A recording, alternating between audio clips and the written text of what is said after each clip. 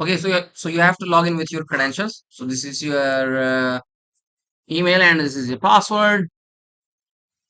Once you logged in with your account, then you have the panel. So now as you can see, you have the websites. It's currently showing you the resources, CPU 20% and RAM 33%, and the disk space is 23% used. So if you go to the SSL from here, from the home page, or you can find the SSL from here. If you click this one or this one, both are the same thing. So from the left bar, just click on the SSL, select your websites, which websites you are going to install the SSL. So if I'm going to show you that which one we are, so as you can see, this is the website.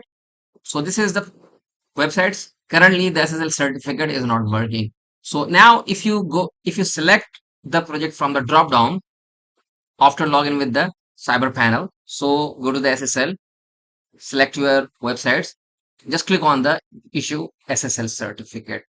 So the CyberPanel automatically install the SSL certificate out of the box for you for your website. So it takes few seconds or a single minute to install the SSL certificate. Once the system install the SSL certificate, then you are ready to go. You just need to check out. So wait for a few seconds. Once the CyberPanel install the SSL certificate, okay, so as you can see, the CyberPanel installed the SSL certificate for this particular project. So if you go to the project, refresh the page,